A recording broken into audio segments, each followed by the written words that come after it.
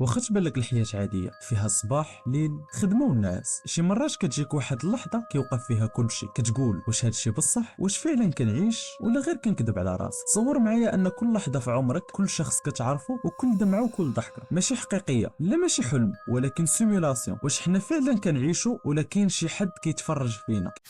كانوا بزاف ديال الناس عبر التاريخ كيحسوا ان العالم ماشي واقعي. في الفلسفه كانوا اليونانيين كيهضروا على عالم الظلام ديال افلاطون، وحتى اليوم بعض الناس كيعيشوا مواقف ما كتفسرش. كتدخل شي بلاصه وحاس براسك كنتي فيها قبل، كتشوف راسك كتفكر في شي حاجه وكطيح فيها في الحقيقه قدامك. هذا الاحساس ديال كنحس حياتي كتعاود، واش هاد الشيء صدفه ولا علامه ديال شي واقع مزور؟ في 2003 واحد الفيلسوف سميتو نيك بوستروم دار نظريه سميتها سيمولاسيون هايبوثيس. كيقول في هذه النظريه منين التكنولوجيا كتوصل لواحد المستوى خيالي غادي تولي من الممكن تصاوب محاكاة كاملة فيها بشر، وعي وذكريات. هذه هي المصيبة، واش حنا كنعتبروا راسنا حقيقيين ماشي غير مبرمجين في شي سيمولاسيون داروها شي حضارات متطورة علينا. حتى ايلون ماسك في واحد الحصة قال احتمالية اننا نكونوا كنعيشوا في عالم حقيقي ضعيفة بزاف، كنظن اننا في محاكاة. هادشي جبد اسئلة خطيرة، ماشي غير الكلام، راه كاينين بزاف ديال الناس كيشوفوا دلائل. الانظمة اللي كتخدم بحال الجيم، الموت كيجي الناس بطريقه بحال الجليتش، الناس اللي كتعاود ليهم نفس الاحداث كل نهار، قصص الناس اللي فاقوا في مكان مختلف بلا سبب. هادشي ماشي خرافات، هادو تجارب الناس حقيقيين. شي وحدين فريدات كيهضروا على لحظات خرجات من منطق الحياه،